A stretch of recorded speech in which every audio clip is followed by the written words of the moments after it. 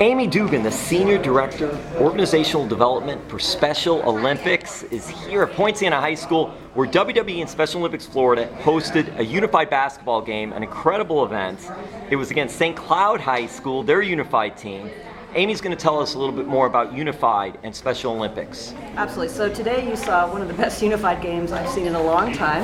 And for those who don't know, unified sports is something Special Olympics does where we pair together people with and without intellectual disability on the same team, because quite frankly being teammates is the best shortcut to friendship we know. It breaks down all those barriers faster than most anything else you could possibly do between people with and without intellectual disability. And WWE is a promotional partner of our Play Unified campaign globally, and the idea is very simple. If we'll play unified, we'll live unified. And so that's always been the premise of Special Olympics, that we use sport as the catalyst for building more inclusive communities around the world so people with intellectual disability are better understood, accepted, respected, integrated into the community. And that gym out there today, holy moly, that was the epitome of, that's what it should look like. And Unified Champion Schools, and Poinciana High School is what we call a Unified Champion School. And that's a school that has committed itself to three things: doing unified sports, doing whole school engagement, so things like today, a rally around respect or anti-bullying, and then co-inclusive youth leadership, so that special education students and mainstream students work together to do unified sports or bring unified sports to their school, as well as whole school engagement. So it's really a label that is earned, not just given. It is very much earned, and you saw it today out there in that gym. These are students for whom inclusion and respect is just a part of the culture. It's not something nice to do, it's not patronizing, it's not tokenism.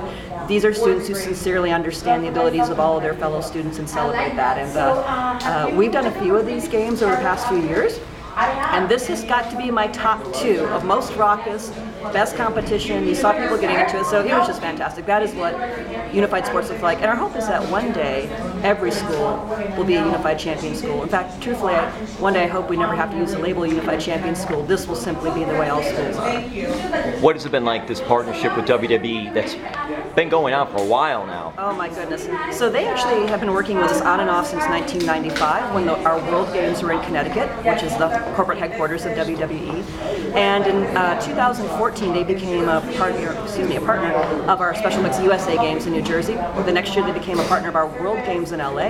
And now we have a global partnership. So what began in Connecticut is now not just happening in the US, but we do activations with them in China and India and the UK and Ireland and Italy, you name it. Everywhere they go around the world on tour, we find a way to bring them together with our Special Olympics athletes to promote our message of playing unified everywhere they go. So I can't say enough about what WWE has done to help expose a whole new audience to Special Olympics and the work that we do, to show that just like we are sport, they are sport, just like they're fun, we're fun. So there's a lot of intersections between our organizations, but the reality is we would never have a megaphone as big as WWE's. So that's the great value they bring to us, is through their superstars, through all of their platforms, digital, TV, online, live events, they get our message out there in a way we never ever could on our own. So it's absolutely invaluable to our organization.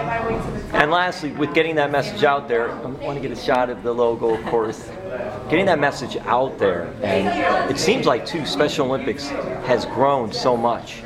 And I don't mean that by the amount of Special Olympians, but just the fact of how it's matured and evolved into like a unified division and things like that, and just having everyone treated equal. So how important, obviously, is that primary goal, and how important is that? Right. Oh, it's huge. Next year we'll celebrate our 50th anniversary as a movement. So our first games were in Chicago at Soldier Field with 1,000 athletes. We now have over 5 million athletes in 170 nations. But the reality is, for all those accomplishments, we are very restless. It's in our DNA. We will not be happy until every person with intellectual disability around the world, of whom there are approximately 200 million, have the opportunity to engage in sport if they choose to, if they wish to, and we want to be there ready to meet them when they want to become a part of Special Olympics. So it's been a massive evolution, and it's not just the sport. Sport's always been the vehicle toward the end means, which is not just to create more inclusive societies, but we do work in health and education and changing school climate, like you saw here today at Poinciana High School.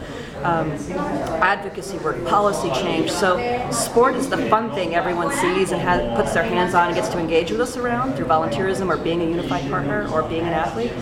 But the outcomes are really significant in this world, and our hope is that the first 50 years, we've come a long way, but we're excited about the next 50 years because hopefully we'll have a whole generation where instead of having to change perceptions, they will be shaped. and they will simply be the way everyone in the world thinks. We will be beyond discrimination and seeing people with labels. You're just going to see these athletes as another member of your community, another member of your family, someone in your school, and that's simply the way it will be. So that's our hope. Thank you, Amie. Thank you.